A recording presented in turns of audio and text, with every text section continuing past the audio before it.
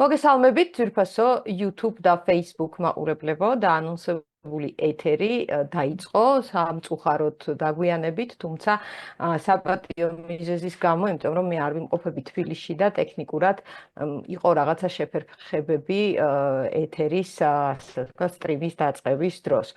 ბოდიშს გიხდით ამისთვის, რომ galudined. დღეს ვსაუბრობთ ზვიად ტომარაძესთან ერთად იმ საკითხებზე, რომელიც აქტუალურია ქართული საზოგადოებისთვის. ზვიად ტომარაძე გახლავთ ორგანიზაცია AIDS და სახელმწიფოს დამფუძნებელი. ყველასთვის კარგად ცნობილია ის თემები, რომლებზეც ზვიადი მუშაობს, ეს არის გახსოვთ COVID პანდემიის დროს, COVID მწვანე პასპორტების წინააღმდეგ მიმართული აქციები, გახსოვთ არაერთი საკანონმდებლო აქტის გაპროტესტება თუ საკანონმდებლო აქტის და ინიციატივის პარლამენტში შეტანა და ასე შემდეგ. მოკლედ, გადავიდეთ უშუალოდ იმ თემებზე, რომელიც დაანონსებული იყო. ზვიად, მოგესალმები. მოგესალმებით. დიდი მადლობა, რომ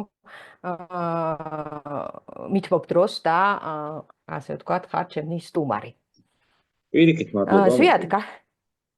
ზვიად, გადავიდეთ უშუალოდ თემაზე და საკითხები, რომელიც მე ანონსში გავაზრდა, დავიწყოთ პირველი საკითხით, ეს არის 6 მილიარდის თემა. ძალიან საყურადღებო თემა არის, იმდენად, რამდენადაც ჩვენ არაერთი ასეთი პროექტის შესახებ ვიცით, მას მოჰყვა პროტესტი საზოგადოებაში, მაგალითად ნამახვანესის პროექტი, რომელიც იყო დამანგრეველი და დამაზიანებელი საქართველოსთვის და ჩვენ ახლა მთავრობა გვიყვება აღტაცებული ფრაზებით აღწერს იმ ვითარებას, რაც შეიძლება რის წინაშეც შეიძლება რეალობას, რომლის წინაშეც შეიძლება ქართული საზოგადოება აღმოჩნდეს უახლოეს მომავალში. ესე იგი, არაბი ინვესტორები შემოვლენ საქართველოში და აბანდებენ 6 მილიარდს, აი რაც ვიცით ეს არის ამ პროექტის შესახებ, რომ ისინი აბანდებენ 6 მილიარდს, ოღონდ რაში, როგორ, ვისთვის იქნება, ვინ იქნება მომხმარებელი ამ პროექტების, ვისთვის იქნება ეს განკუთვნილი, ვინ იქნება, ასე ვთქვათ, იქნება ეს საცხოვრებელი სახლების მშენებლობა იქ ერთ-ერთ სიუჟეტში ლევან დავითაშვილმა გააჟღერა და მე ყურში მომხვდა, რომ ეს იქნება სრულიად ახალი რეალობა ქართულ დეველოპერულ ბაზარზე. ანუ აშენებენ ეს არაბები საცხოვრებელ კომპლექსს, თუ საერთოდ რაზეა საუბარი, ჩვენ ეს არ ვიცით. ბევრი კითხვის ნიშანია და მოდი დავიწყოთ ამ თემით. შენი აზრით, რასთან გვაქვს საქმე და რა ვარაუდები შეიძლება გამოვთქვა და საერთოდ მოდი ესეც ვთქვათ, რამდენად ეს ნორმალურია, რომ ვარაუდის დონეზე უწევდეს საზოგადო მოღვაწეებს, ჟურნალისტებს და იმ ხალხს, ვინც აშუქებს ამ თემებს საქართველოში, ვარაუდის დონეზე უწევდეს საუბარი. მივესალმები ჩვენ მსმენელს. ძალიან მნიშვნელოვანი საკითხია, როდესაც შენი ქვეყნის ბიუჯეტი სულ რაღაც დაახლოებით 10 მილიარდია და 6 მილიარდი, ანუ დაახლოებით მთელი შენი ქვეყნის ბიუჯეტის 60%-ის ინვესტიცია ხდება შენ ქვეყანაში.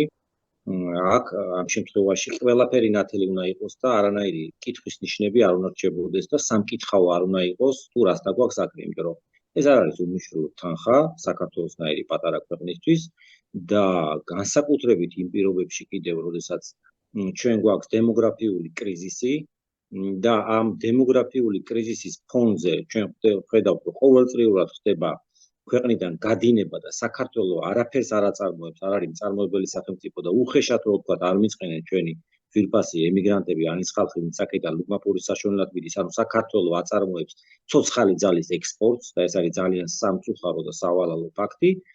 და მის ნაცვლად იზრდება წილი, ესე იგი, ქვეყანაში ერთადერთი ბიზნესი, ერთ-ერთი თუ ერთადერთი არა, ეს არის მშენებლობის ბიზნესი, რომელიც ასევე ხელისუფლების დიდი ნაწილი აბსოლუტური უმრავლესობა არის ხელისუფლების ხელში და ხდება მაღალსართულიანი კორპუსების შენება და შემდეგ გაყიდვა უცხო ქვეყნის მოქალაქეებზე, ვინაიდან მისი შესყიდვის ძალიან დიდი ნაწილი ჩვენ მწვრთნელობით უნარი ჩვენ მოსახლეობის აბსოლუტურ უმრავლესობას არ გააჩნია და აი ამ დემოგრაფიულ ანუ ცვლილება ხდება ეთნოკულტურული ბალანსის ცვლილება ხდება, რაც ძალიან სავალალოა და თუ იმას ტენდენციას გავითვალისწინებთ, რომ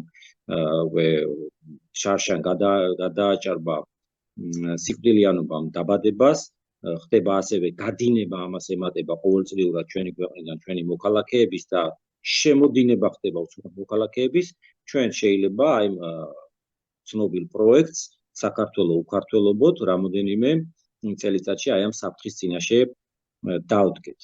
ეხლა ეს საკითხი თვითონ ზოგადად უცხო ქვეყნის მოქალაქეების შემოდინება, რაც პირდაპირ ეხლა სახეზე რაც არის პირველი რაც ჩვენ უნდა ვთქვათ, რომ სავარაუდოდ ეს ინვესტიცია სწორედ აი ამ კუთხით ბრძანიში 260 ჰექტარი და 590 პირიქით 590 ჰექტარი ბრძანიში და 260 ჰექტარი გონიოში, სწორედ ალბათ აი ამ სამშენებლო, როგორც განაცხადეს, სამშენებლო კუთხით იქნება და სავარაუდოდ ეს იქნება ალბათ სწორედ საცხოვრებელი სახლები, სწორედ ამ მიზნით გაკეთდება ალბათ, იმიტომ რომ ერთადერთი ასე ვთქვათ, რომ გაიყიდოს სარფიანად და რაც დღეს იყიდება ნამდვილად, ეს არის სწორედ უძრავი ქონების გაყიდვა უცხო ქვეყნის მოქალაქეებს და ძალიან მცირე წილი არის აი ამ ჩვენი მოქალაქეების, ძირითადად ემიგრანტების.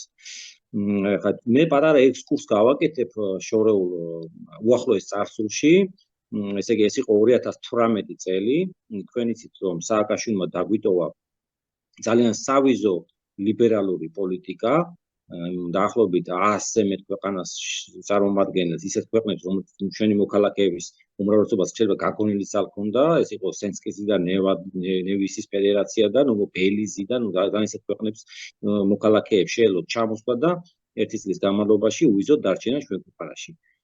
ამასთან დაკავშირებით ჯერ კიდევ 2000 ახალი მოსული იყო ხელისუფლება 2013 წელს პრესკონფერენცია ჩავატარე და წარვადგინე კანონპროექტი, მაშინ ესეთი საინფორმაციო სააგენტო იყო და ჩემი გამოსვლიდან ზუსტად 1 საათში ახალი ხელისუფლება ახალი მოსული იყო და ძალიან მკვეთრად რეაგირებდა, ხომ?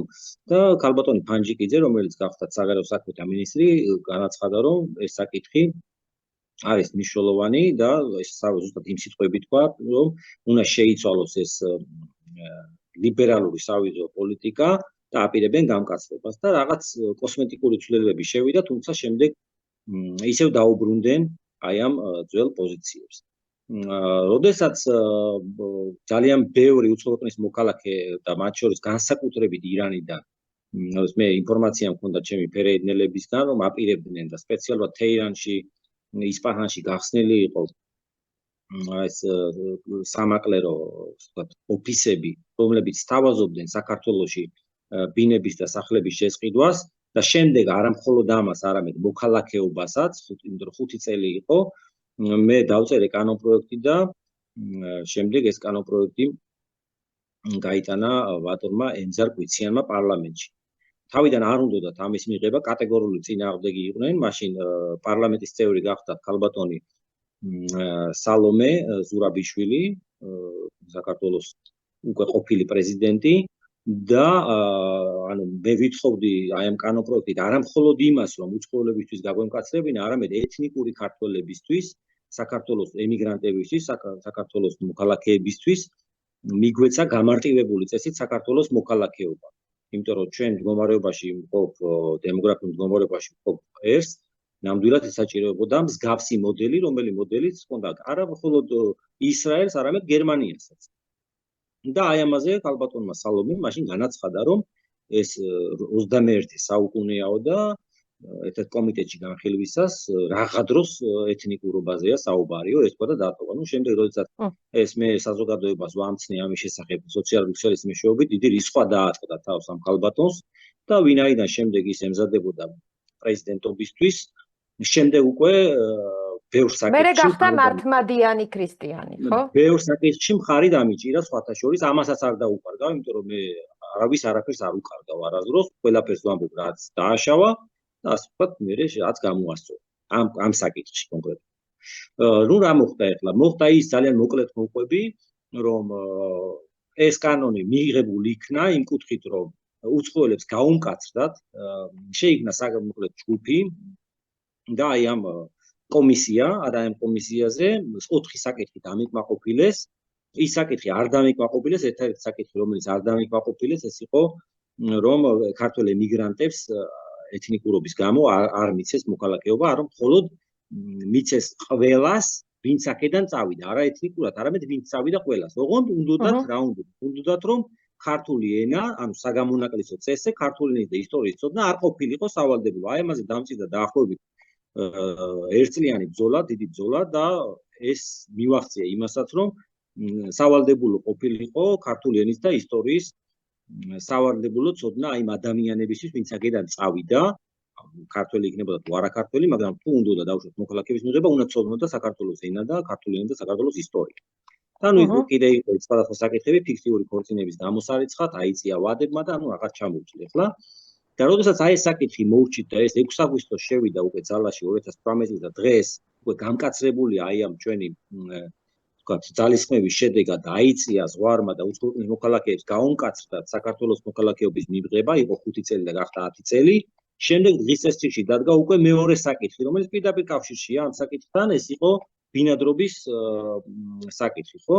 რომ ესე იგი ჩამოდიოდა უცხოელი, ყიდულობდა ბინას და მას ეძლეოდა მუდმივად 1 წლის ცხოვრება. თუ სანამ საკუთრებაში რჩებოდა ეს შეძენილი ბინა და თუ ეს წელი რო გადიოდა, შემდეგ მიდიოდა და თუ ეს ქონება გაყიდული არ ქონდა, უგრძელებდნენ განუსაზღვრელი ვადით.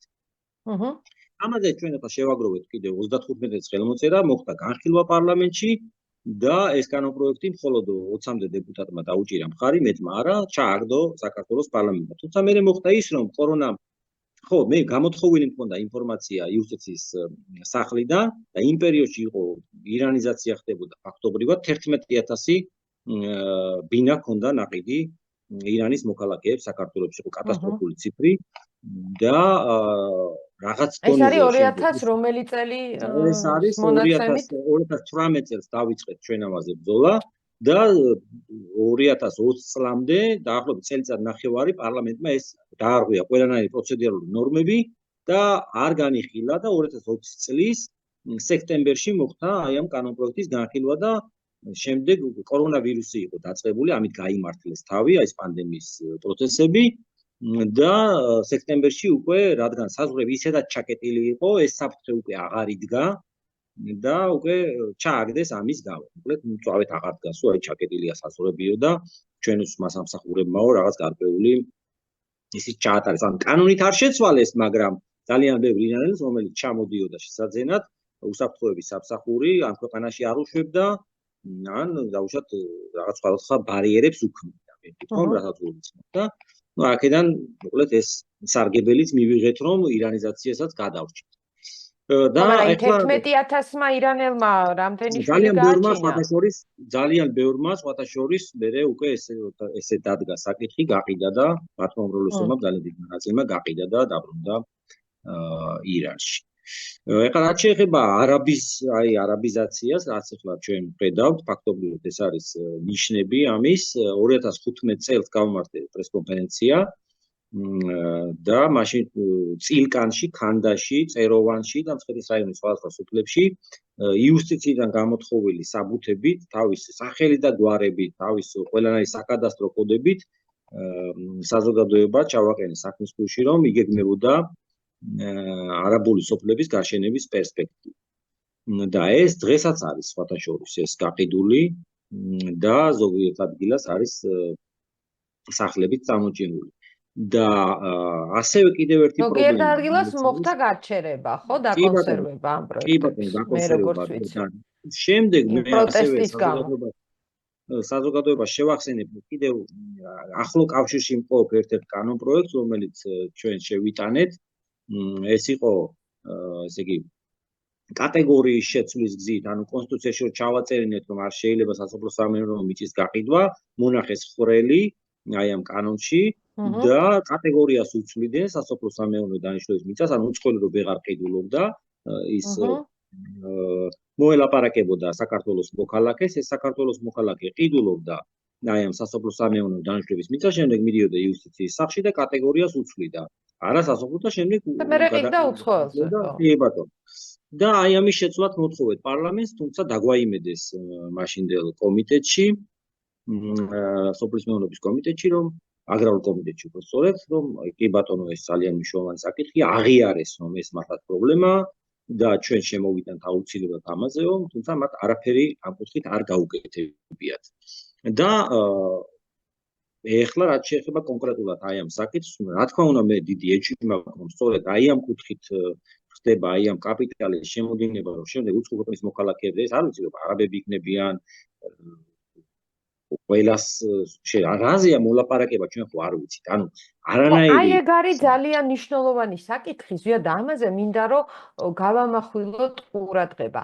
ერთი ახლა ჩვენ გამოვთქვათ ვარაუდებს. მე ნახე ინფორმაცია კიდე 2019 წელს, აი კრწანისის ტყე-პარკი, მაგალითად იქ დაიწყო მისი რეაბილიტაცია, სტატუსი მიანიჭეს სარეკრეაციო ზონის, უნდაო გავამრავლოთო, მაშინ ბახტაძე იყო პრემიერი.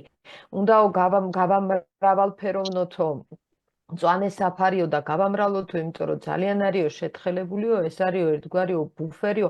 არის ამის ინტერვიუები დევს ინტერნეტში, ანუ როგორც ჩანს, მაშინათვე უკვე ამზადებდნენ რაღაცა აი ასეთი პროექტისთვის, ესეც შეიძლება ვივარაუდოთ, მაგრამ თავარი აქ რა არის? თავარი არის აქ ის, ჩემი აზრით და ჩემი ვარაუდით, რომ ჩვენ ერთ მშვენიერ დღეს ვრთავთ საზმაო წყებელს და ვუყურებთ სიუჟეტს, სადაც ჩვენი მთავრობა, დელეგაცია პრემიერის ხელმძღვანელობით არის ჩასული არაბთა გაერთიანებულ საემიროებში და რაღაცა მემორანდუმს აწერს ხელს, რომლის თანახმადაც ჩემს ქვეყანაში ჩემი შენი ნებისმიერი ჩვენი მაყურებლის, არამაყურებლის, რა ვიცი, ყველას ქონებას ყიდის.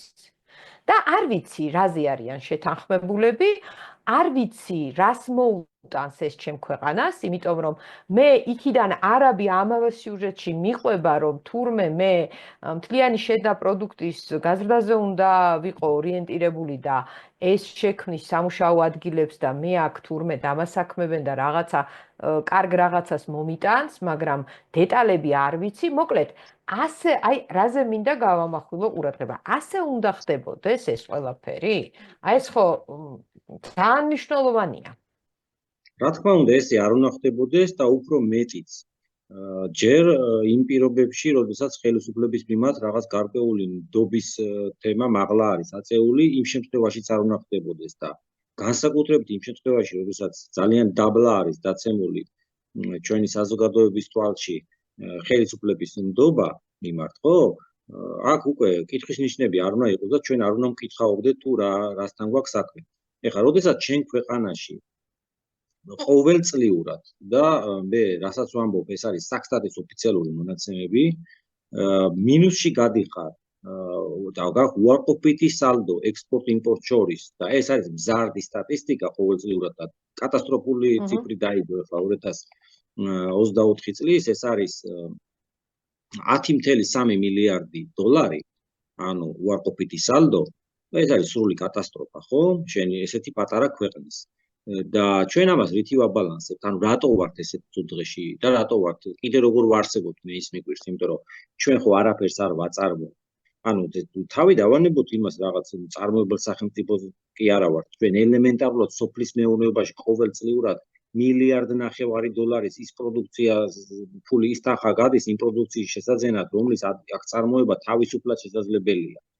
და ეს რო გვამცნო სიხარულით მინისტრმა დავითაშვილმა, სწორედ ეს ბატონი გახდათ ძალიან დიდი ხნის მანძილზე სოფლის მეურნეობის და განმეორების მინისტრი და მას წლიდან წლამდე ესევე საქსტატის მონაცემებით, რომელსაც მე ყოველწლიურად ვამუშავებ, ყოველწლიურად არის უარყოფითი კლება აი ამ სოფლის მეურნეობის წარმოების მხრივ, ხო? და არაფერი არ გაუკეთებია აი ამ ადამიანს. ასე რომ მე ნდობა ამ ადამიანების არ მაქვს. სწორედ ეს ადამიანი იყო აი რაჭის ჰესებზე, ვითომ ჩვენ რომ უნდა გავხდეთ ასე იგი დამოუკიდებელი აი ამ ენერგორესურსების მხრივ, ხო? მე როგორ დაუჯერო ამ ახლა მე პირადად იმ თაობის წარმომადგენელი ვარ, შუქები რო ქრებოდა და პირველი რასაც ამბობდი, ნეტა ბევრი ხესი იყო, ხო? მაგრამ რო ჩავიხედეთ აი ამ საქმეში, ხო? ერთადერთი მართლაც ნორმალური რაშიც მართლა დიდად არ გვიჭირს არის სწორედ ეს 85%-ით, ხო? და მეტით ვართ ჩვენ ენერგოდამოუკიდებელი და რაშიც გვიჭირს აი ამ პროდუქტებში, ხო, პროდუქტების თემაში, რომ უცხოეთიდან შემოდით, ძირითადად პროდუქტები, აი ამას არ აკეთებთ, თან ამას რისკები არ ახლავთ, ხო, ესებთან განსხვავებით, ანუ არც იქ რაღაც ელემენტარულია და გაცილებით მარტივია ამის გაკეთება, ხო? და არც ისეთი ინვესტიცია ჭირდება. და ამას არ აკეთებ და იმას აკეთებ, ესე იგი ჩდება ლოგიკური კითხვა, რომ შენ ეს ბიტკოინებისთვის გინდა, ბიტკოინების საწარმოებლად გინდა შენ. და როდესაც შენ ხელშეკრულებას ჩახედავ და ჩვენი მოსახლეობისთვის რაღაც არანაირი სარგებელი არც სახელმწიფოსთვის არ არის და არის კაბალური პირობები, ну იმას თავი დავანებოთ მე ვინ აშენებს, არის თუ არა მეწყერსაშიშ რეგიონში აშენებს, რა კვალიფიკაცია აქვს, ვინც ამას აშენებს, აუშენებია თუ არა მანამდე, ну ძალიან ბევრი ნიუანსებია, ხო? მე შენ არ ვჯერა მე შენ. და როდესაც შენ 13 წელია ხელისუფლებაში ხარ, 13 წელია კიდევ ერთხელ ვიმეორებ და აი თუნდაც ბანკების თემა რო ავიღოთ, ხო მე წელი თემა უბრალოდ ერთ ციფრს მოვიტან, ერთ მაგალითს. ანუ 2012 წელს ბანკების წმინდა მოგება იყო მხოლოდ 134 მილიონი ლარი. იცით რამდენი იყო? აი ხა 2024 წელს 3 მილიარდ 100 მილიონი. და ეს 2012 წლიდან ზრდადი იყო და გაისათაც კიდევ გაიზრდება. ასევე აზარტული თამაშების ბრუნვა რამდენი იყო 2023 წელს? 64 მილიარდი და ესეც მზარდია. და აი ამ პირობებში მე შენ როგორ უნდა გენდო, იმიტომ რომ ყველანაირი პარამეტრებით იზრდება უარყოფითისკენ, ხო? ყოველწლიურად იზრდება უარყოფითისკენ. მე როგორ დავიჯერო რომ შენ ჩემთვის აი დავუშვათ ამ 6 მილიარდში რამე ქვეყნის სასიკეთო გინდა და დავუშვათ შენი ინტერესები არ არის იქ, რამე რაღაც ბიზნეს ვიწრო სახელმწიფო წარმომადგენლების ბიზნეს ინტერესები არ არის ჩადებული იქ, ხო? იმიტომ რომ შენ რომ ამ ქვეყნისთვის კარგი გინდოდეს ელემენტარულად იმ 6 მილიარდს წარმოებაში გაუშვედი. მე არ ვამბობ იმას, რომ ჩვენ დავუშვათ გერმანიას უნდა ვაჯობოთ მანქანათმშენებლობაში, ხო? ან რაღაც ჰოლანდიას, ნიდერლანდებს ვაჯობოთ გემთმშენებლობაში, ან იაპონიას ვაჯობოთ დავუშვათ კომპიუტერულ ტექნიკაში. მაგას არ ვამბობ, მაგრამ ელემენტარულად რაღაცის წარმოება ამ ქვეყანაში, რის წარმოება შეგვიძლია, ხო უნდა ვაწარმოოთ. და ხო უნდა ამას ხო ახალი ველოსიპედის მოგონება არ ჭირდება.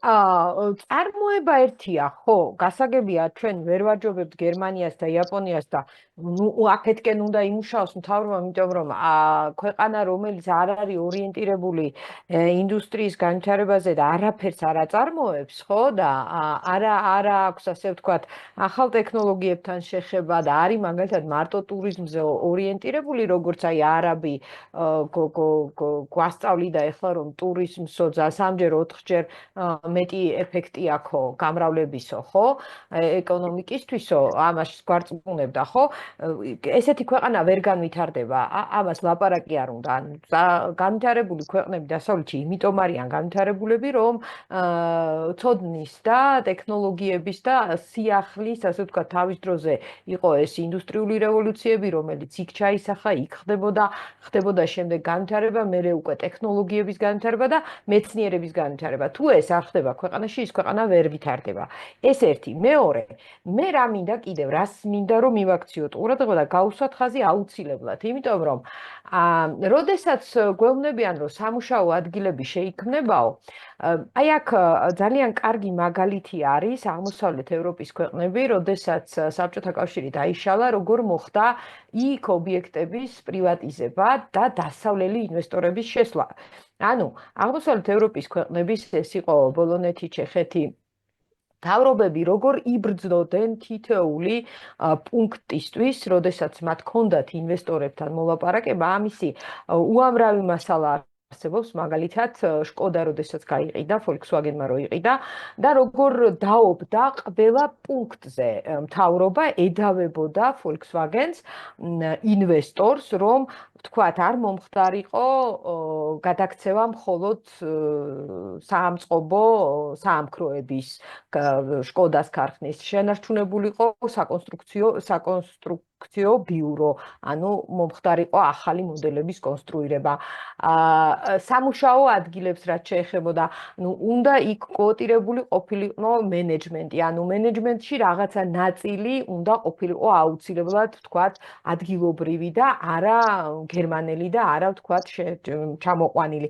აი ჩვენ ეს ყველაფერი თუნდაც აი ამ 6 მილიარდ დაუშვათ კარგია, დაუშვათ ქვეყნისთვის სასარგებლოა, მაგრამ ხომ უნდა ეს იყოს ამაზე მსჯელობა უნდა იყოს, ამაზე მთავრობა უნდა მიჯდეს და მიყვებოდეს მე რომ იცი რა, აი მე რომ იმ არაბმა 6 მილიარდი შემომთავაზა, მე მოვთხოვე რომ თქვათ ამ ინვესტიციაში მენეჯმენტში ყოფილიყვნენ ქართველები, თქვათ სამშენებლო კომპანიების, თქვათ 40% პირობითად ვამბობ, იყოს ქართული კომპანიები მონაწილეობდნენ და არა თქვათ ჩამოყვანილები და ნუ ასე შემდეგ, ხო?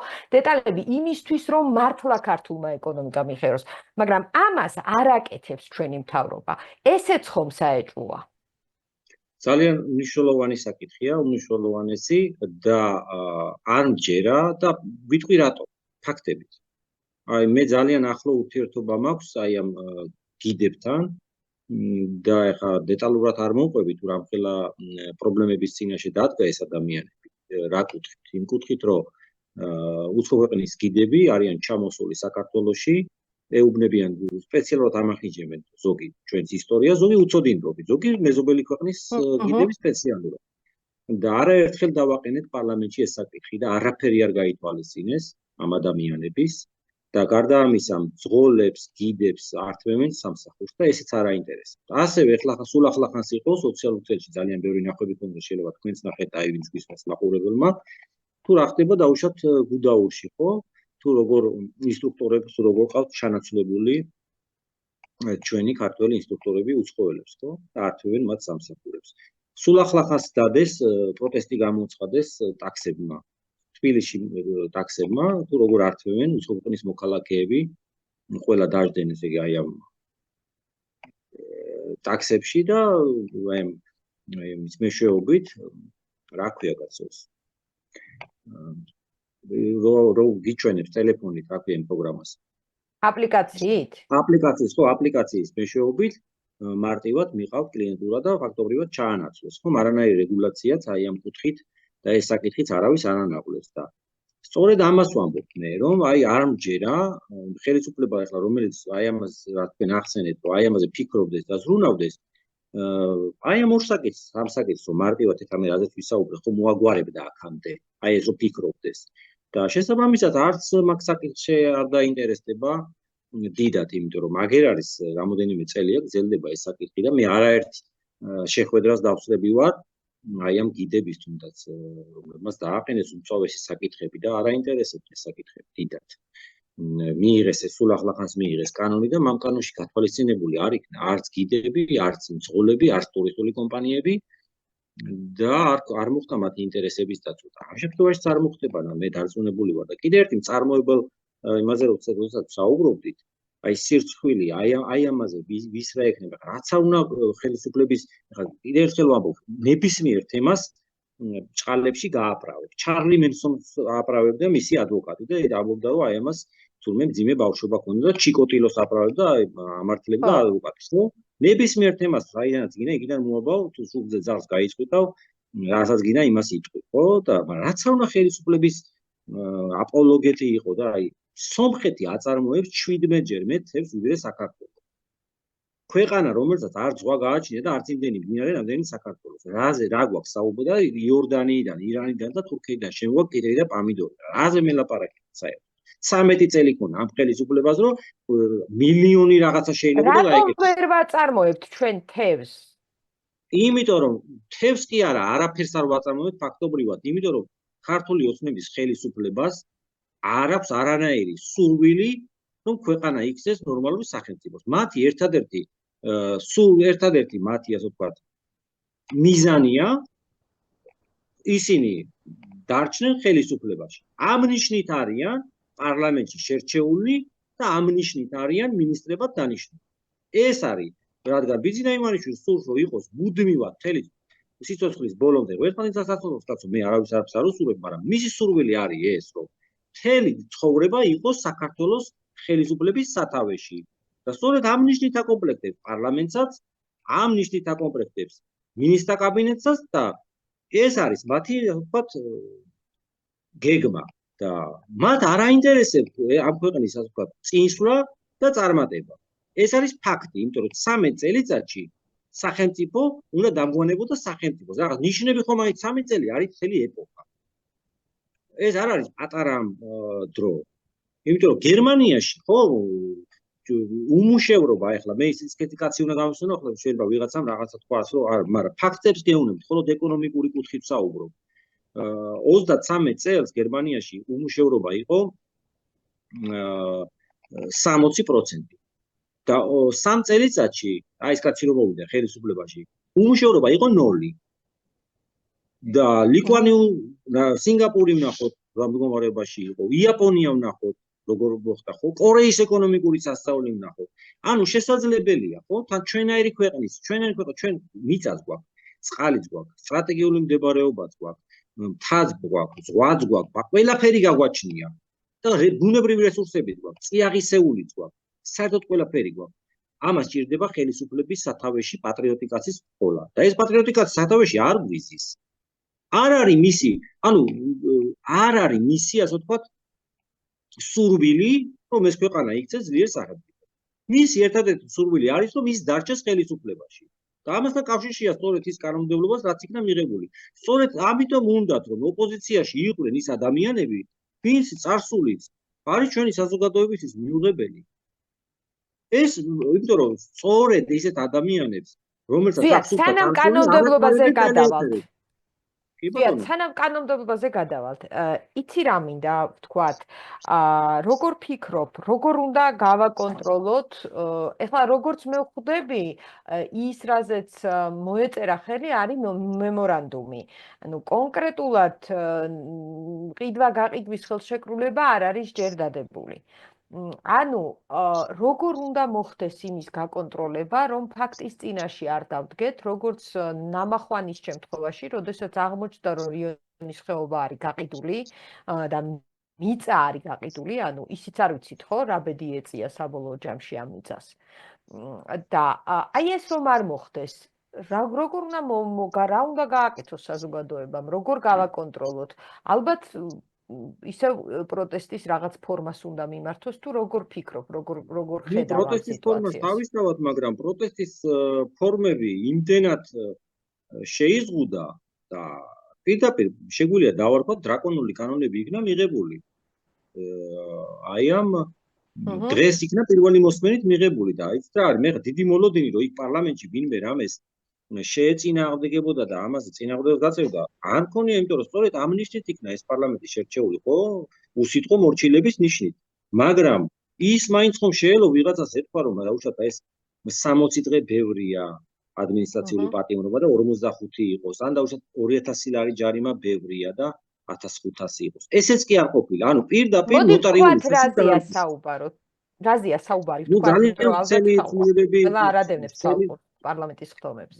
ცელი ცვლილებები იქნა მიღებული, ნუ პირდაპირ ესე იგი შეგვიძლია ხა წავიკითხო მაგალითად აი ეგ გახსნილი მაქვს კომპიუტერში თავიდან ბოლომდე, მაგრამ ცოტა ვრცელია და ძალიან დიდ დროს დაგვაკარგინეს, მაგრამ პირდაპირ დრაკონული კანონები აი რა გულისხმობს მაგალითად ადმინისტრაციული პატიმრობა აქამდე იყო 15 დღე და გახადეს 60 დღე, ხო?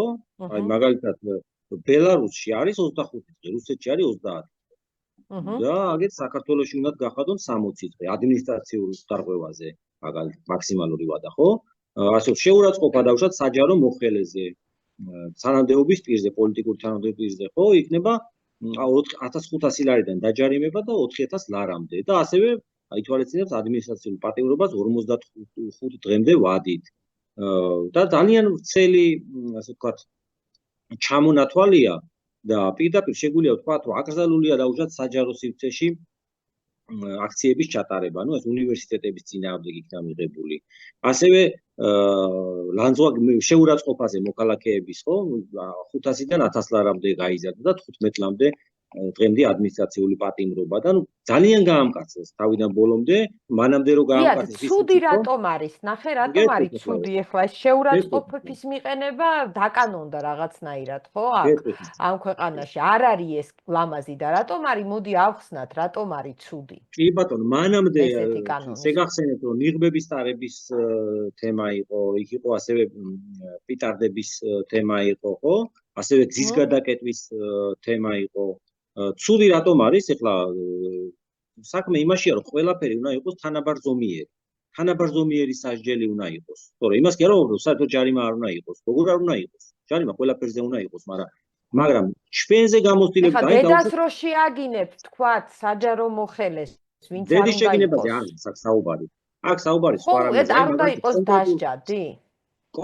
აი მაგალითად COVID ფაშისტი რო დაუძახო.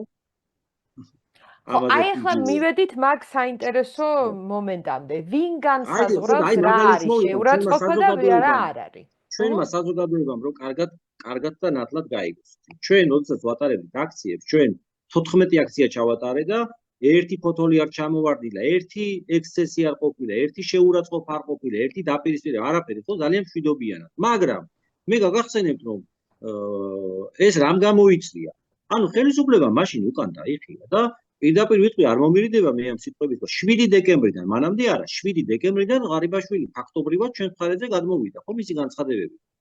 მაგრამ დაუშვათ და არ გადმოსულიყო. მე გახსოვთ ერთ-ერთ აქციაზე მე ვთქვი კიდევაც, რომ თუ არ მიიღებს ხელისუფლება, თქვათ, ჩვენს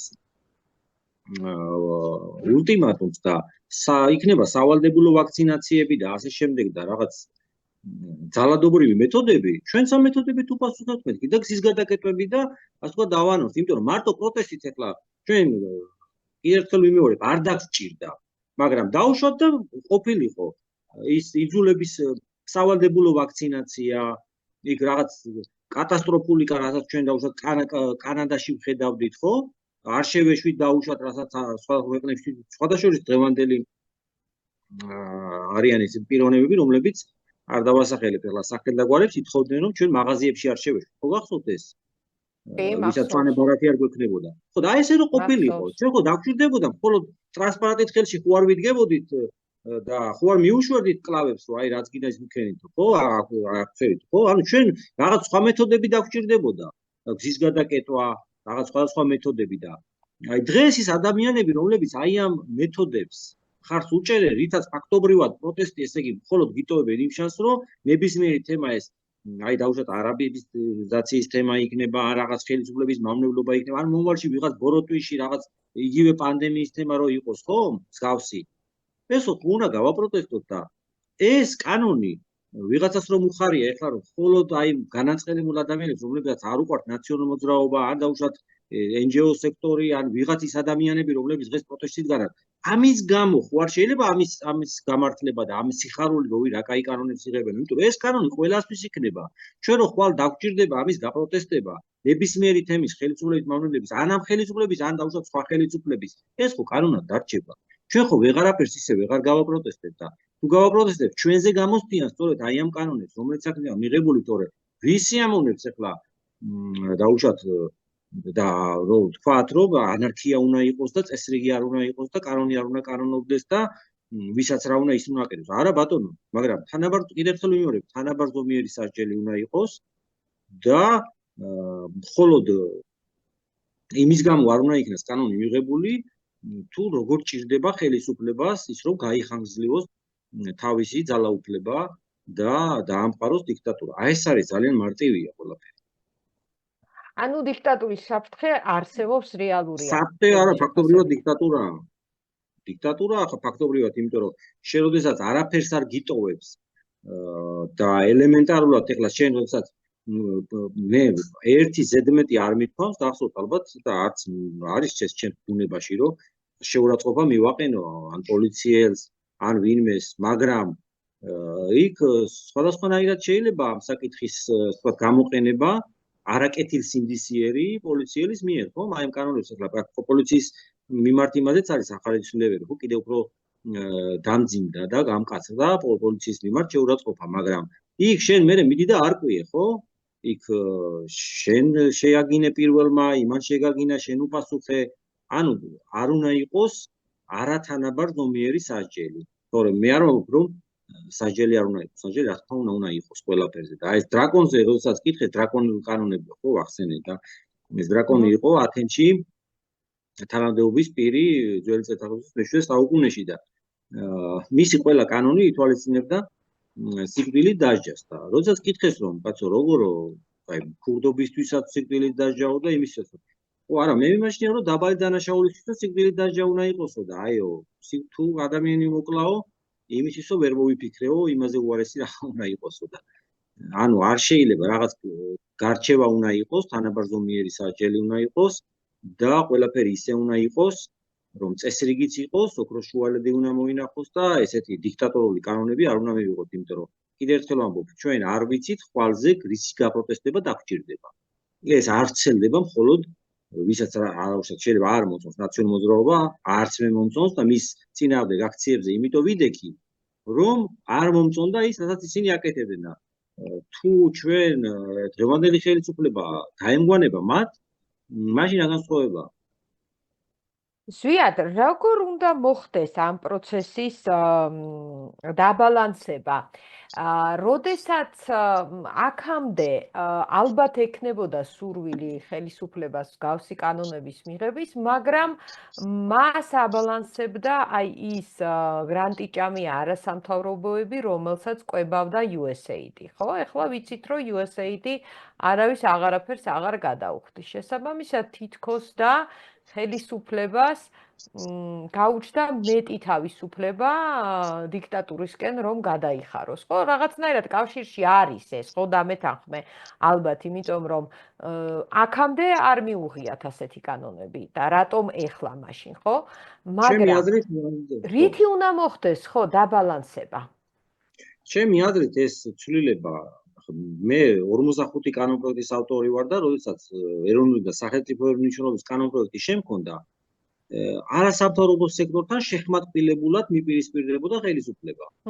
მაგრამ ეხლა ხელისუფლება ლიბერალური დღესასწაულის შემოქმედი, რასაც 12 წელი ლიბერალური დღესასწაულის შემოქმედი იყო, ეხლა ბოლო ერთი წელი კონსერვატორი გახდა, ხო, წელიწად ნახევარი დაახლოებით.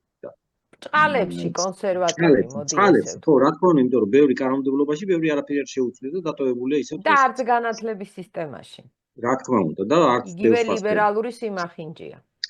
მაგრამ მან დრაშია საქმე. ჩემი აზრით ეხლა უკვე ხელისუფლება ამას აკეთებს იმის გამო, რომ თვითონ დაჭირდა ასე ხელისუფლების გახანგრძლივებისთვის და არა იმისთვის, რომ დაუშვათ რაღაც სახელმწიფოების. ხო, მაგრამ ფაქტია, რომ შიში აღარა აქვს, რომ აღარავინ აღარ დაუქნევს თითს იქიდან, დასავლეთიდან.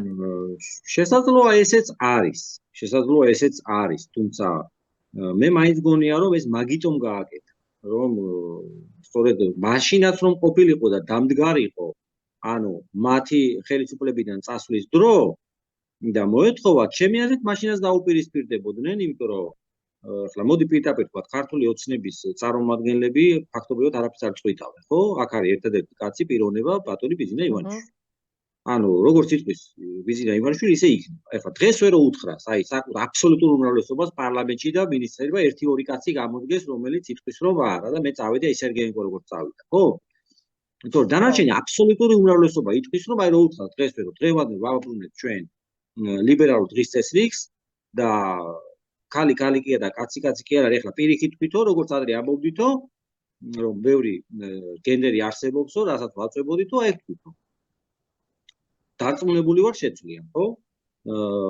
მე მახსოვს სხდომები, აი მაგალითად ნინო წილოსანი კორონავირუსის დროს, გაქანებული კორონავირუსის თემა იყო, რომ ჩვენ აპროტესტებდით და ახალდაწყებული რო იყო, მაშინ კვლევა ჩაატარა, თუ რა გავლენა ახდენდა გენდერიზე კორონავირუსი, ანუ ქალთა მიმართ გენდერის თემაში. ხო და ანუ პირდაპირ შეცვლიან და დაждდებიან ძველ წელღაზე. რა პრობლემაა? არანაირი პრობლემა არანაირი პრობლემა. ნამუსი არ შეაწუხებთ 1 წუთი, მაგაში მეც დარწმუნებული ვარ და ამაში ყველა დარწმუნებულია. ანუ მაშინ ჩემი აზრით არ იდგა პრობლემა ბიზინა ივანიშვილის ხელისუფლებიდან წასვლის, მაგრამ როდესაც დადგა მისი პრობლემა, მან მოკავშირეების, ასე ვთქვათ, ძიება დაიწყო სხვა ქვეყნებში, ხო? ეს იყო ჩინეთი და ეს იყო რუსეთი. და სწორედ ამან განაპირობა, აი ამ ზურგმა განაპირობა ის, რომ და ასევე არა მხოლოდ ისინი, ანუ იქ ორბანი იყო, იქ ელოდებოდნენ ტრამპის, თუმცა ეხა არ ვიცი, რამდენად გამართლდება მათი მოლოდინი და რა პოზიციას დაიკავებს, თუმცა იყო ეს მათი გზავნილებიდან, რომ ისინი ელოდებოდნენ ტრამპს, ასევე კაი ურთიერთობა დაამყარეს ორბანთან და პირდაპირ, ასე ვთქვათ, დაპირისპირებაში შევიდნენ აი ამ ძალასთან. მაგრამ კიდევ ერთხელ ვამბობ, ამ ძალასთან დაპირისპირება ადრეც შეეძლოთ. უბრალოდ ეს არ უნდათ, იქიდან გამომდინარე, რომ მათთვის არავის არ მოუთხოვია ხელისუფლებიდან წასვლა. და როდესაც ეს დადგა ეს საკითხი, სწორედ მაშინ გადაწყვიტეს აი ამ კურსის ცვლილება. ანუ ეხლა აქვს შიში ქართულ ოცნებას, რომ ხელისუფლებიდან შეიძლება გადააყენონ და ვისი შიში აქვთ აი ამ კოლექტიური ნაცმოძრაობის? თუ ვისი არამხოლოდ, ახლა წინააღმდეგობა? მოდით მაშინ განვიხილოთ თავიდან ბოლომდე აი ეს ბოლო დროინდელი მოვლენები, ხო? ყველაფრის მიუხედავად პროტესტი არჩევნების შემდეგ იყო ჩამქრა. 1500 კაცი იდგა უკვე ნაციონალური მოძრაობის წევრები იყვნენ ძირითადად მელიქიშვილზე, მეტი არ იყო და თითქმის ისინიც დაშლილი იყვნენ. ოპოზიცია საუბრობდა რომ არჩევნები გაყალბდა, თუმცა მტკიცებულებები მან ვერ წარმოადგა. მეც მიმაჩნია იქ რაღაც დოზით გაყალბება იყო, თუმცა მტკიცებულებას თუ ვერ წარადგენ, ვერაფერს ვერ იდავებ, ხო? ფაქტია ეს. და შესაბამისად ყველაფერი იყო, ანუ მათთვის ძალიან კარგად დალაგებული. და რა ვნახეთ, არჩევნების რამოდენიმე დღეში გამოდიან და ამბობენ, რომ ის მათ ამოიღეს პატრიოტული სულისკვეთების ნაწარმოებები განათლების აბიტურიენტთა სწავლებიდან, ხო? ამაზე საზოგადოების მკვეთრი რეაქცია მიიღეს, თუმცა ეს სოციალურსაც არ გაცდენია. შემდეგ ადგენენ და ერთ-ერთი ყველაზე ცუდი კანდიდატი დაასახელეს პრეზიდენტობის კანდიდატად. მე არ ვამბობ ეხლა, შეიძლება მიხეილ ყაველაშვილი კარგი მამა, კარგი მეგობარია, კაი ძმაკაცია, კაი ადამიანია, მაგრამ სრულიად შეუფერებელი იყო საპრეზიდენტო კანდიდატისთვის. და ესეც გაატარა საზოგადოებამ, ხო? ანუ მხოლოდ სოციალურ ქსელში იყო პროტესტი და არაფერი დამთავრდა. აი თითქოს ვიღაც ზის ხელისუფლებაში და ცდილობს რომ აი მოდი როგორ გამოვიწვიოთ საზოგადოებრივი პროტესტი. და შემდეგ გამოდის კობახიძე და ამბობს აი ეს ციფრებს, სადაც ამბობს. მე ხარ არ შევდივარ იმ წიაღში სწორი თქვა, მართალი თქვა, მაგრამ შენოდესაც ხელისუფლებაში მოხვედი და მაშინ აი ეს ახალგაზრდობის დიდი ნაწილი სკოლის მერხებზე იჯდნენ და 12 წელი შენ ამათ ეუბნები აი ამ ახალგაზრდებს რომ ეხლა ვერაფერს ვერ სთავაზობ, ხო? ანუ სიღარიბეში ცხოვრობს ჩვენი ქვეყანა და როგორ მდგომარეობაში ვართ, ახლა არ აქვს ნიამოს, ვიცით ყველამ და ერთადერთი ეუბნები რას?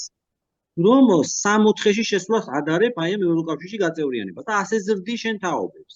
მე აი ამ თაობას ეუბნები რომ მე აი ამდენი 6 წლით ვაჩერებ, 4 წლით ვაჩერებ აი ამ გაწევრიანებას, ხო? ის რა თქმა უნდა გამოვა და პასუხს მოხსოვს. რა თქმა უნდა, თან იცი შენ რომ არც საქართველოში პროტესტი ბოლო დროს არც ხელფასების მომატების გამო, არც სიდუქცირის გამო, არც რამე ნებისმიერ თემაზე არ ყოფილა. ერთადერთი რაზეც ხალხი გამოდიოდა გავრიელის დღიდან მოყოლებული იყო რუსეთი და დასავლეთი. როცა დასავლეთს რამე შეემუქრებოდა, ან დაუშვათ რაღაც რუსეთის თემა იყო. იცი ეს და მაინც ამას აკეთებ. თან იძახი რომ მეო დავასწარიო. ანუ მიზან მიმართულად აწყობ პროვოკაციას. რა თქმა უნდა, დავასწარი და დასტუკობანას მეთამაშები, შენ ხელისუფლება გაბარია და სახელმწიფო გაბარია და ქვეყნის ბედი გაბარია. ჯერ ვის რას დაასწარი, ჯერ დაელოდე ვირას გეტყვის და მერე გააკეთე განცხადება. ან როგორი ფორმით აკეთე, ყველაფერს მნიშვნელობაა. და აი თითქოს ესე ხდებოდა. შემდეგ რა ვნახეთ ჩვენ? შემდეგ ვნახეთ აი ცემა ტყეპა. კი, რა თქმა უნდა, აქეთ ამ მხრიდანაც იყო სროლა პეტარდების თუ რა ვიცი რაღაც საშხანების და 1000 რაღაცეები. მოლოტოვის კოქტეილები რაღაცა. ხო, მაგრამ ის რო ხა ჩვენ რა კადრებით ვნახეთ რომ მისდევენ და ასისხლიანებენ და ცემატყეპა არის 5 კაცი, 1 კაცზე და ჟურნალისტებს უთხრა ეხლა TV პირველს მე მიწვეული არ ვყავარ ეთერში და COVID თემა რო იყო, პანდემიის თემა რო იყო, ნაციონალური მოძრაობის იმათ და მე ჩვენ მივაკითხეთ იქ და აქციაც ჩავატარეთ, გახსოვთ ხო? მახსოვს. ამ ტელევიზიასთან და მე თუ რამე პრეტენზიები მაქვს, მაგრამ ის რომ ამ ტელევიზიის ჟურნალისტებს შენ პირდაპირ ეთერში ურტყავდა, ცემდა, ტყეპავ, ეს რაში წერია? სააკაშვილის დროს არ ყოფილა პირდაპირ ეთერში ჟურნალისტებს ესეცემა. ეს მიუღებელია.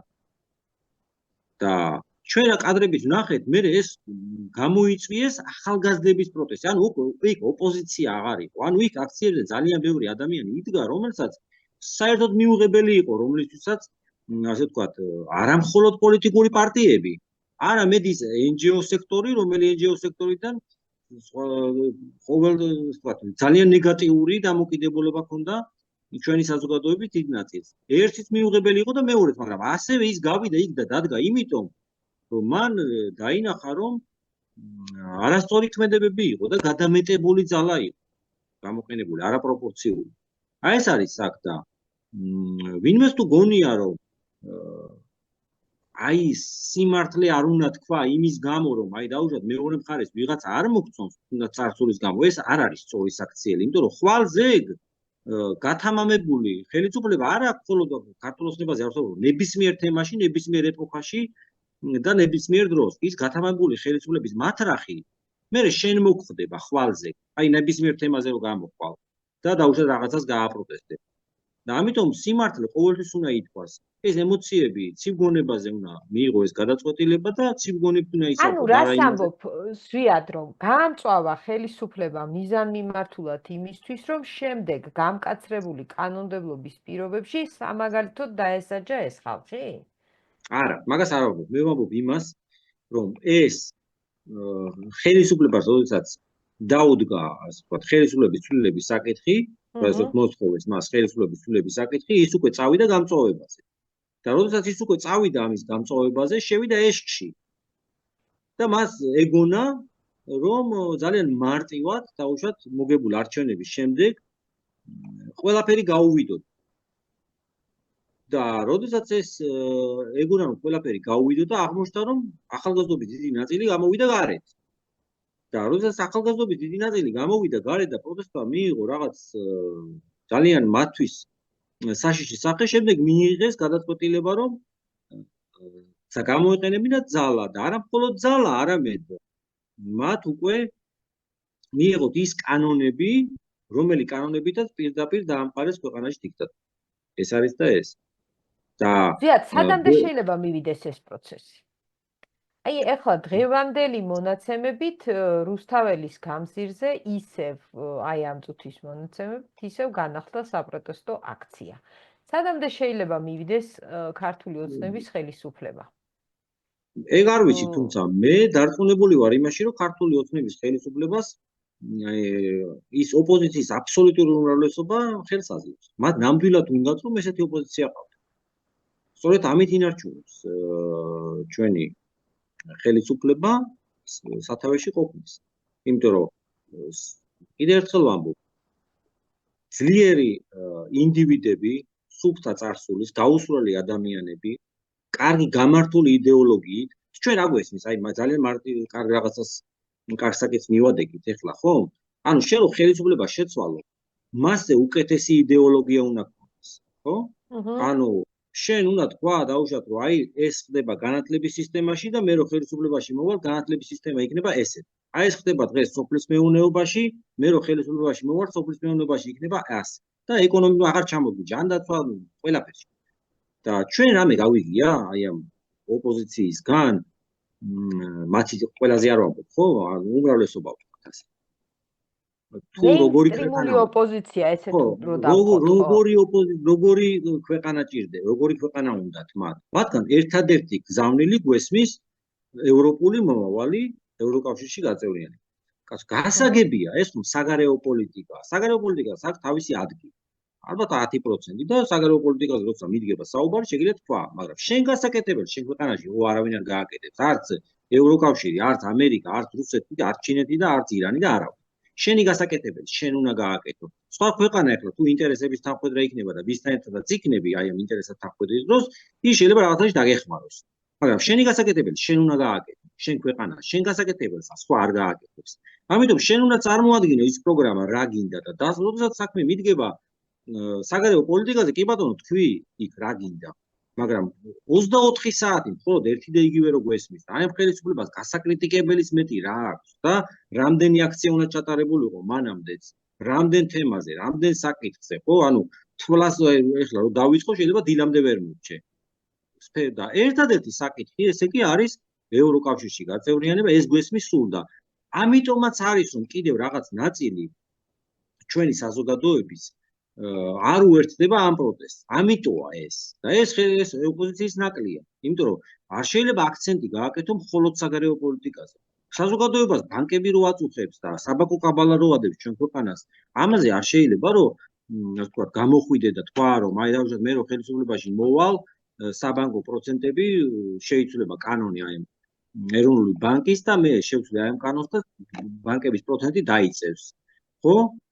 როგორ შეიძლება 3 მილიარდი ლარის წმინდა მოგება ქონდეს ბანკებს წელიწადში. კატასტროფაა.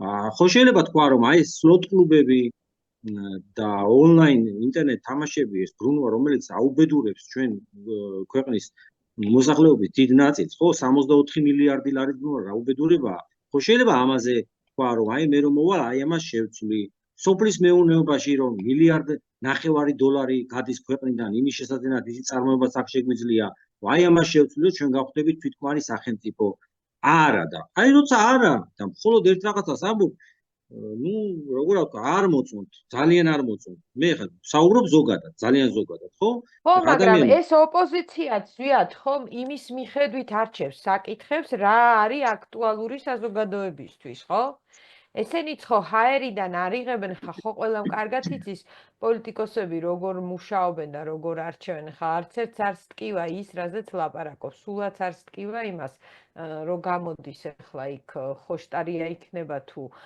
დანარჩენი საზოგადოება თუ მელია სულ არ აინტერესებს ევროკავშირში შევა საქართველოს თუ არა ისინი იღებენ თემზე ხო ეს ხო ყველამ კარგად იცის ისინი იღებენ თემებს რომელიც მარკეტინგულად გამართლებულია რომელზეც წამოვა ხალხი და რომელიც ვთქვათ იქნება ესე ვთქვათ ჰედლაინებში მოხდება ხო ასე არჩევენ ეს ხო ყველამ იცის ფარსი რო არის ეს ხო ყველამ იცის რომ ილაპარაკოს განათლების პრობლემებზე არავინ არ მოусმენს მე არ მგონია რომ ასე იყოს საქმე ჩემი აზრით მათ რომ შეცვალონ ზოგადად ყველაზე არ ვამბობ მაგრამ ჩვენი პრობლემა რა არის ჩვენი პრობლემა დღევანდელი პრობლემა ჩვენი საზოგადოების არის ის რომ ყავს ცუდი ხელისუფლება და არ ყავს რაღაც ისეთი პოლიტიკური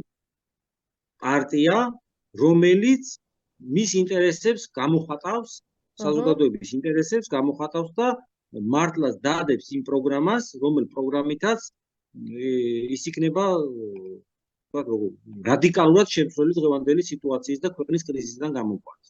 ასეთი არ არსებობს. ეს არის პრობლემა ზუსტად. და თუ ესეთი მე მაგალითად მომხრე ვარ იმის, რომ ჩვენ შევცვალოთ ქვეყნის მართვის მოდელი, ხო? ეს მოდელი არ ამართლებს და საქართველოსნაირ ქვეყანაში არ გაამართლებდა. მე დარწმუნებული ვარ. საპარლამენტო რესპუბლიკას. რა თქმა უნდა. ჩვენი 4-ვე მეზობელი ირგვლივ არის საპრეზიდენტო რესპუბლიკა, ხო?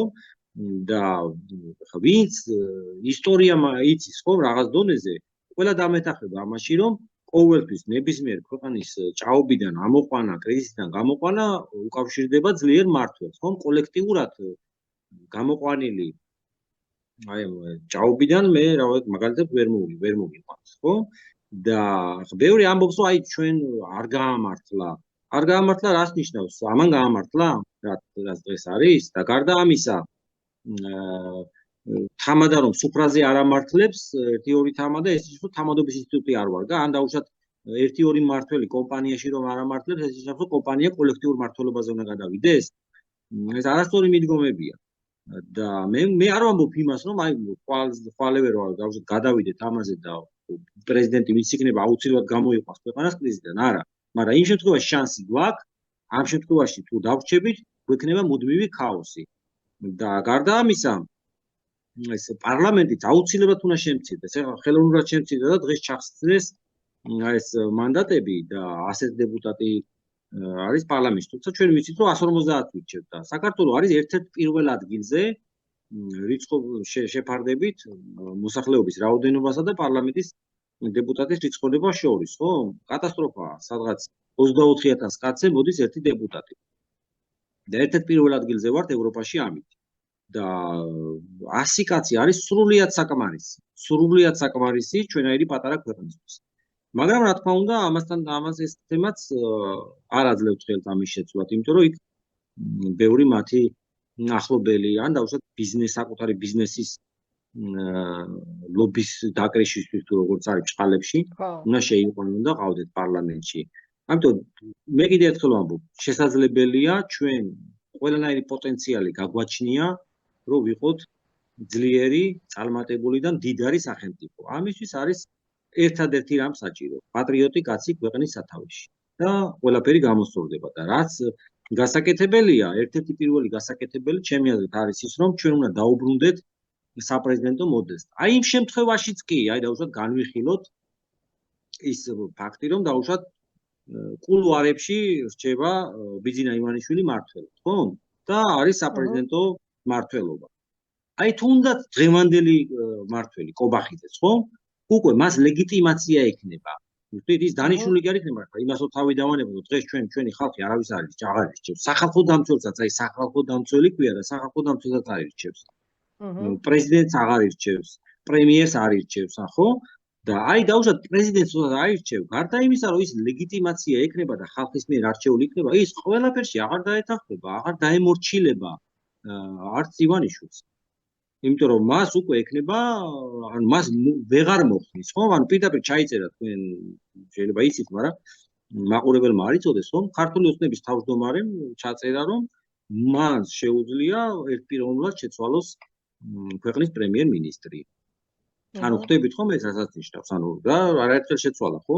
ხან მოხსნა, ხან დააბრუნა, ხან გაუშვა, დააბრუნა, ну ასე შემდეგ და ანუ თუნდაც აი ამ პირობებშიც რო დაბრუნდეს, უკვე იცვლება ბევრი რამ. თუმცა ეს მიხეილ სააკაშვილმა დატოვა თავის დროზე, იმიტომ რომ ორი ვადით დარჩენა არ შეეძლო და მან შეცვალა ეს მოდელი და გადაიყვანა საპარლამენტოზე, როდესაც გააძლიერა პრემიერ-მინისტრის ინსტიტუტი და შემდეგ როდესაც შეიცვალა ხელისუფლება ივანიშვილსაც მის კულისებიდან სამართავად მისთვის ზედგამოჭრილი იყო და მან დატოვა ეს მოდელი და ქვეყანა არის სრულ ქაოსში. სრულ ქაოსში და პასუხისმგებელი პირიც არ არის, ხო? ჩვენ გვახსოვს ისიც გვახსოვს, ხო? თუ რომელიც ასულიყო ვთქვათ საზღვარგარეთ, ამაზე მთელი ჩხუბები ხდებოდა და კამათი და ერთი ამბავი იყო თუ რომელი პრეზიდენტი წავიდოდა თუ პრემიერ-მინისტრი წავიდოდა. ეს ეტაპიც გავიდა. ვისთან უნდა შეეთანხმებინა, ხო? კი ბატონო. ვისგან უნდა აიღო ნებართვა. და პასუხისმგებელი პირიც არ არის, გადაწყვეტილებები. არა, ქვეყანას პასუხისმგებელი პირი არ გყავს. პასუხისმგებელი პირი არ ყავს, ხო? ანუ ვის უნდა მოსთხოვოს ხალხმა პასუხი, არავინ არ იცის, ხო? აი აბუ-დაბიში რაღაცას მოაწერეს ხელი და პასუხისმგებელი ვინ არის, არ ვიცით, ხო? კოლექტიურად ვიღაცა ხო სადღაც, მაგრამ გადაწყვეტილება ვინ მიიღო, ხო? ეს ადამიანი არ ჩანს. ხო, ასეა. დიახ, მოდი გადავიდეთ ჩვენ არაერთხელ გვექნება კიდე საუბარი ამ თემებზე, მაგრამ გადავიდეთ ახლა კიდევ ერთ თემაზე, რომელიც დაანონსებული გქონდა. ეს არის საქართველოს გამოსვლა ჯანმოდან. შეერთებულმა შტატებმა დატოვა ჯანმო, პრეზიდენტმა ტრამპმა პირველი რაც გააკეთა, ალბათ ერთ-ერთი პირველი მოაწერა შესაბამის განკარგულებას ხელი. ჩვენ უნდა დავტოვოთ თუ არა, ეს ერთი. რას მოგცემს დატოვება, რას დავკარგავთ დატოვების შემთხვევაში და ვინ უნდა მიიღოს ეს გადაწყვეტილება და რასთან არის დაკავშირებული. ნუ ჩვენ ნახეთ რომ ამ COVID ისტერია რაც იყო და ეს COVID აფიორა რაც იყო, ჩვენ ნახეთ თუ რა როლი ითამაშა ჯანდაცვის სოფლიო ორგანიზაციამ ამაში. შესაბამისად მე მაშინაც ვამბობდი რომ ეს იყო სრულ და ასე ვთქვათ ესეთი ორგანიზაცია რომელმაც ფაქტობრივად თვითონ ლომის წილი ითამაშა ამაში, თუმცა მაშინ აი ამის დრო არ იყო, რატო? იმიტომ რომ ჩვენ მაშინ ვაპროტესტებდით აი ამ მწვანე პასპორტებს, აი ამ COVID შეზღუდვებს და ეს მწვანე პასპორტები მორჩა და დასრულდა საქართველოში, ეს იყო 2022 წლის 1 თებერვალი. და ზუსტად 3 კვირაში უკვე უკრაინაში შეიჭრა რუსეთი და შემდეგ უკვე ჯანმო ამაზე აქტიურობის დაწყება და ამ აქტიურობა ამ საკითხთან დაკავშირებით ნამდვილად აღარ გამოდიოდა, იმიტომ რომ არ იყო ნამდვილად ამის დრო. იმას რომ თავი დავანებოთ, რომ ახლა საქართველოსნაირი პატარა ქვეყანა პირველი ამბებს ვერ გადადგავდა და არც მაშინდელი პარლამენტი გადადგავდა და გააკეთებდა ამას. თუმცა ახლა უკვე როდესაც ტრამპმა განაცხადა, რომ ის ტოვებს ჯანდაცვის სოფლიო ორგანიზაციის ხელი მოაწერა იმ ბრძანებას, ორგანიზაციას უკვე საქართველოშიც შესაძლებელია ამის გაკეთება და დღეს მაქვს ასევე უახლესი ინფორმაცია, რომ არგენტინამაც გააკეთა დღეს იგივე განცხადება და ვნახოთ თუ კიდე რომელი ქვეყნები იქნებიან შემდეგნი, თუმცა მე მიმაჩნია რომ საქართველოსაც უნდა დატოვოს ამ ორგანიზაციის რიგები, რადგან ეს ორგანიზაცია არის პასუხისმგებელი იმაზე, თუ რაც გამოვიარეთ ჩვენ აი ამ 3 წლის მანძილზე, იმიტომ რომ მათი სწორედ არასწორი მართვის შედეგი იყო ის, თუ რა რეგულაციები და რა გაიდლაინებითაც ხდებოდა ბიჭუნჭყალებში ადამიანების მკურნალობა და იმ პროცესების მართვა. და რეალურად არაფერს არ დაკარგავს ზვიად, გარდა COVID პანდემიისა, არის რაღაცა პროგრამები, არის რაღაცა ჯანდაცვის რაღაცა ისეთი ბენეფიტებს არაფერს არ იღებ და ქვეყანა ამ ორგანიზაციაში მე ამაზე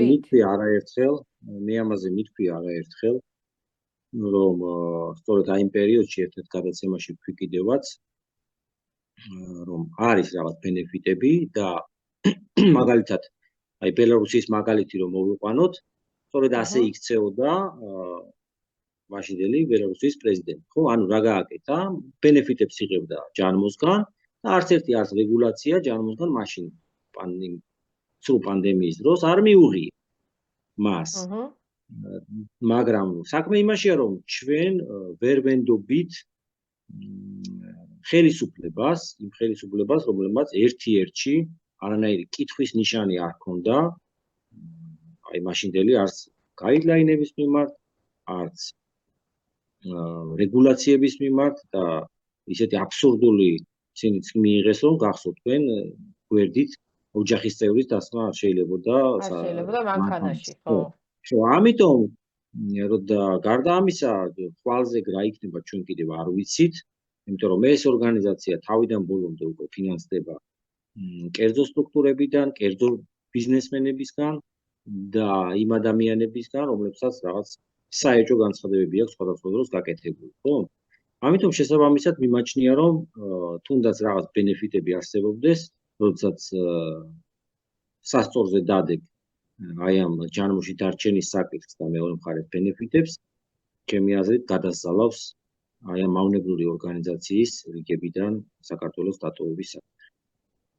პროცედურულად როგორ უნდა მოხდეს ეგ საქართველოს რა თქმა უნდა, ჩვენ ამდენიც არ უნდა ვთქვათ დამოსახლეობამ, ეს არის ხელისუფლების გასაკეთებელი, საქართველოს პარლამენტის პრეროგატივა, როგორც ხელშეკრულების რატიფიცირება, ასევე მისი გაუქმება. და მოდი პეტიციაზეც ვთქვათ, კი ბატონო, კონფერენციას დაიწყო, პეტიციის შეგროვება. კონფერენციას ვატარებ ჩვენ თბილისის მერიოდში 9 თებერვალს კვირას, სიტყვით გამოვენ ამ კონფერენციაზე ის ადამიანები, ვინც ვაპროტესტებით მაშინდელი COVID ტერორს, შეზღუდვებს, ვანეპასპორტებს და ასევე ჩვენ ვისაუბრებთ გარდა აი ამ გავიხსენებთ ჩვენ ისტორიას, ასევე ვისაუბრებთ აი ამ ჯანმოს საკითხთან დაკავშირებით ვრცლად და ამომწურავად და შემდეგ უკვე აი ამ კონფერენციის შემდეგ შევიტანთ პეტიციას საქართველოს პარლამენტში მოთხოვნით, რომ საქართველოს დატოვოს ჯანდაცვის ორგანიზაცია. ხელმოწერების შეგროვებაც არის, ხო?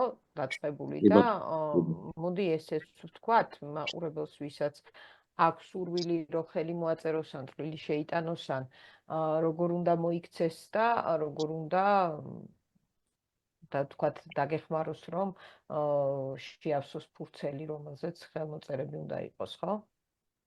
კი ბატონო, კი ბატონო. აი ჩემს გვერდზე გადმოვიდნენ და ვისაც სურვილი აქვს ხო, ანუ მაყურებელს, ესე იგი, ვინც თვლის, რომ საქართველოს უნდა დატოვოს ჯანმო, შეუძლია გაგიწიოს დახმარება, ანუ შეავსოს შენს Facebook გვერდზე არის გამოქვეყნებული ფურცელი, რომელზეც უნდა მოხდეს ხელმოწერების შეგროვება და შემდეგ ეს ხელმოწერები შევა საქართველოს პარლამენტში. რამდენი ხელმოწერაა მოსაგროვებელი? ბევრი არ არის კანონმდებლობით მინიმუმ 300 უნდა იყოს, ბევრი არ არის საჭირო, თუმცა რაც მეტი იქნება უკეთეს. 300 ხელმოწერი დაიწყებს განხილვას პარლამენტი, ისუიათ თუ 300-ზე მეტი უნდა იყოს, კი, 300-ზე მეტი უნდა ხო. იყოს. კანონმდებლობით ასე. განხილვას გამოვიდეს თუ არა თუ უკვე ვალდებულება აქვს რომ გამოვიდეს. არა, როგორ არის ეს პროცედურულად? განხილვას. და აი იმ დეპუტატების შემადგენლობის იმედი თუ გაქვს. ცოტა ისეთი შეკითხვა არის. რა თქმა უნდა, დიდი იმედი არ გვაქვს, თუმცა თუ არ ვცადეთ, ამას ვერ გავიგებ.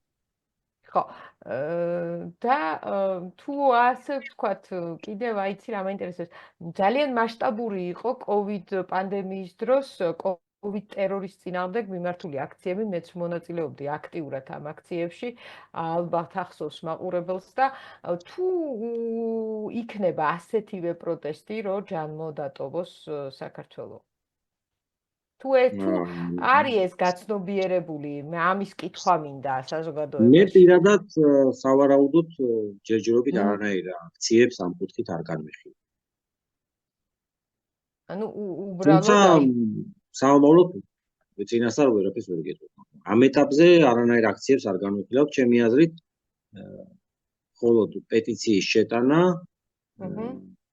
საკმარისი იქნება და შემდეგ ვიმოქმედოთ იმის დამიხედვით, თუ როგორ განვითარდება მოვლენები პარლამენტში ამ საკითხზე მსჯელობისას. გასაგებია. ზუსტად ჩვენ უკვე კაი ხანია ეთერში ვართ, ალბათ უკვე უნდა ბოლოსკენ წავიდეთ და დავასრულოთ ეთერი. მე მინდოდა კიდევ აი კანონმდებლობასთან დაკავშირებით მეკითხა, ამ კუთხით თუ აპირებს შენი ორგანიზაცია პროტესტს, აი თქვათ იგივე ხა პირველი მოსმენა იყო დღეს, ხო? აი ამ გამკაცრებული კანონმდებლობის თუ აპირებ რამე პროტესტის გამართვას, თუ ის კანონმდებლობა, რაც ცვლილებები არის დაგეგმილი, იმდენად მკაცრია, რომ შეაფერხებს პროტესტს და თქვათ შიშს გაუჩენს ადამიანს, რომ აი ის დაისჯება მკაცრად. დღეს მიღებული კანონმდებლობასთან დაკავშირებით ჩვენი ორგანიზაცია აქციების ჩატარებას არ აპირებს, მაგრამ ჩვენთვის კატეგორიულად მიუღებელია ის კანონსაკანონმდებლო ცვლილებები, რაც იქნა დღეს მიღებული. თუ რატომ, ამაზე ჩვენ უკვე ვისაუბრეთ. ამაზე ვისაუბრეთ და წეხანაც კითხე მე უბრალოდ აი პროგნოზის თვალსაზრისით ახლა ძალიან დიდი ხანია ადევნებ და მონაწილე ხარ ამ პოლიტიკური პროცესების. როგორ ფიქრობ, საბოლოო ჯამში სადამდე მივა ქართული ოცნება? ანუ რამდენად მოახერხებს ლავირებას, რამდენად მოახერხებს ზედაპირზე დარჩენას? ხო, კარგად ვიცით, რომ ყველა ძალას, რომელსაც აქ მიდრეკილება უჩნდება დიქტატურისკენ, რითი ასრულებს ეს ვიცით, ხო? აი როგორია შენი პროგნოზი? თუ ძნელია ეხლა? ჩემი აზრით, ყველაფერი დამოკიდებული იქნება საგარეო ფაქტორებზე. თუ უფრო დავკონკრეტებით, აი იმ შეხვედრაზე, რომელიც შეხვედრაც მოხდება ტრამპსა და პუტინს შორის. ანუ ისევ ველოდებით ტრამპის და პუტინის შეხვედრის სამწუხაროდ, როდესაც ძალიან მცირე რიცხოვანი ერი ვართ, ჩვენ ხშირ შემთხვევაში დამოკიდებული ვართ თუ რას გადაწყვეტენ ჩვენ ფარგლებს გარეთ. ეს რომ არ მოხდეს, ამისთვის ჩვენ ყავდა ერთი ძალიან კარგი და პირველი პრეზიდენტი, თუმცა ეს პირველი პრეზიდენტი 6 თვე არ ვაცალეთ და ჩამოვაგდეთ პრეზიდენტობიდან. დანარჩენი უკვე შემდეგ ჩვენ ამის შემდეგ ყოველთვის დამოკიდებული ვართ გარე ფაქტორებზე და გარე ძალებზე. სამწუხაროდ. ზუსტად დავასრულოთ მაშინ დღევანდელი ეთერი, ჩვენ არაერთ პირიქით დიდი მადლობა, რომ დამითმედრო. არაერთ გზის გვექნება ჩვენ კიდევ საუბარი. უბრალოდ მე აი ახლა ვკითხულობდი კომენტარებს და სამწუხაროდ მე არ ვარ თბილისში და არ მაქვს აქ კარგი ინტერნეტი იქ სადაც ვარ. ალბათ ამის ბრალია, სამწუხაროდ ახლა კომენტარებში წერენ, რომ წვეტა იყო და ჩერდებოდა live stream-ი. სამწუხაროდ, ნუ მე ვეცდები რომ ხელახლა ავტვირთოთ ეს ჩვენი საუბარი უკვე შემდეგ როცა დავასრულებთ live-ს და უკვე ალბათ მომავალი კვირიდან მე დავბრუნდები თბილისში და უკვე ხარისხიანი ლაივები გვექნება. ძალიან დიდი მადლობა ზვიად, ძალიან დიდი მადლობა. წარმატებები და მადლობა. გვიყურებდა და გემშვიდობები ნახვამდის. In their feet and hands, this discovery can finish the anguish for good and protect you from serious conditions. Top neuropathy expert Dave Stevenson has uncovered the real root source for nerve cell regeneration